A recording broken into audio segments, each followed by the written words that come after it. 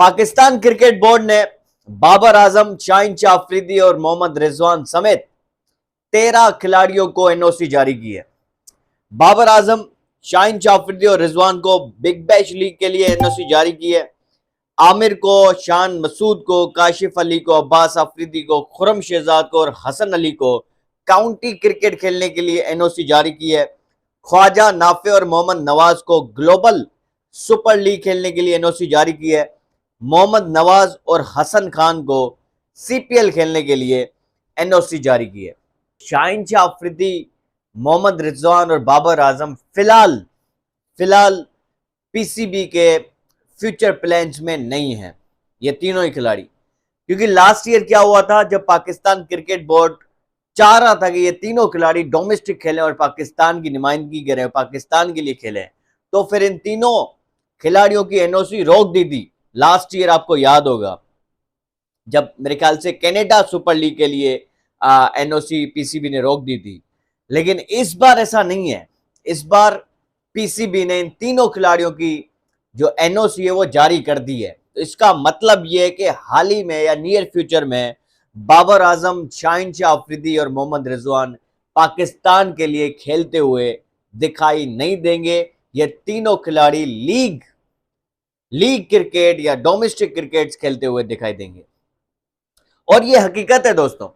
देखिए, बाबर आजम और मोहम्मद रिजवान, लग रहा था पहले कि वेस्ट इंडीज के खिलाफ 3 जो ओडीआई मैचेस हैं, शायद उन ओडीआई मैचेस में ये दोनों खिलाड़ी खेलते हुए दिखाई दे, मगर अब वो ओडीआई मैचेस कैंसिल कर दिए गए हैं। अब वेस्ट इंडीज के खिलाफ पाकिस्तान की सिर्फ T20 सीरीज है 5 मैचेस की।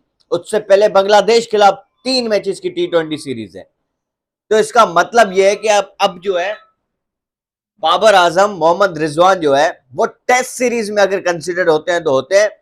फिलहाल जो है 6 महीने तक तो कोई भी क्रिकेट में, किसी भी किस्म के इंटरनेशनल क्रिकेट में बाबर रिजवान खेलते हुए दिखाई नहीं देंगे। देखिए दोस्तों, एशिया कप सितंबर के महीने में, उससे पहले पाकिस्तान ने सारे T20 मैचेस खेलने हैं और एशिया कप भी T20 फॉर्मेट में। तो एशिया कप तक तो बाबर रिजवान खेलते हुए नहीं दिखाई दे रहे। अलबत्ता एशिया कप के बाद सितंबर और अक्टूबर में आयरलैंड को टूर करना है पाकिस्तान का। उसमें 3 मैचेस ओडीआई के भी हैं। तो हो सकता है, अगर फॉर सपोज अगर बाबर रिजवान और मोहम्मद रिजवान को ओडीआई के लिए अगर कंसीडर किया जाता है, तो फिर शायद आयरलैंड के खिलाफ बाबर रिजवान खेलते हुए दिखाई देंगे। पर यहां पे भी एक सवाल है और यहां पे भी एक ये बात है कि आयरलैंड एक छोटी टीम है और यहां पे सिलेक्टर्स चाहेंगे कि जितने ज्यादा यंगस्टर्स को चांसेस दिए जाएं वो अच्छा है पाकिस्तान क्रिकेट के लिए। और है भी होम सीरीज, तो जब आयरलैंड पाकिस्तान में खेल रही होगी तो मुझे नहीं लगता कि पाकिस्तान क्रिकेट बोर्ड रिजवान और बाबर आजम के साथ जाएंगे, वो यंगस्टर्स को चांस देंगे। और तो और अब तो ये खबर भी आ गई है कि कल की जो मीटिंग हुई है उसमें रोयल नजीर, एक और पाकिस्तान का विकेट कीपर बैट्समैन, बासलाहियत विकेट कीपर बैट्समैन है, वो अंडर 19 का कैप्टन रह चुके हैं वो, तो उनको अब चांस देने की बातें चल रही है। तो इसका मतलब यह कि मोहम्मद रिजवान का तो चांस अब यूं समझे ना होने के बराबर है। ओडीआई के अंदर रोयल नजीर को चांस देने की बातें चल रही है और इससे तमाम लोगों ने इत्तेफाक किया है। सिलेक्शन कमेटी ने, तमाम मेंबर्स ने इस चीज से इत्तेफाक किया है कि रोयल नजीर को चांस देना चाहिए ओडीआईज के अंदर। आयरलैंड के खिलाफ शायद मोहम्मद रिजवान की जगह रोयल नजीर विकेट कीपिंग करते हुए दिखाई दे। तो मोहम्मद रिजवान का भी फ्यूचर, नियर फ्यूचर नजर नहीं आ रहा अभी कोई पाकिस्तान के लिए वो खेलेंगे। और बाबर आजम का भी ऐसे ही है दोस्तों, अनफॉर्चुनेटली। अब दोस्तों, बांग्लादेश खिलाफ जो टूर है जुलाई में पाकिस्तान का, तकरीबन 22 जुलाई से पाकिस्तान का टूर शुरू हो रहा है। 3 मैचेस की T20 सीरीज है मिरपुर के ग्राउंड में, ढाका में।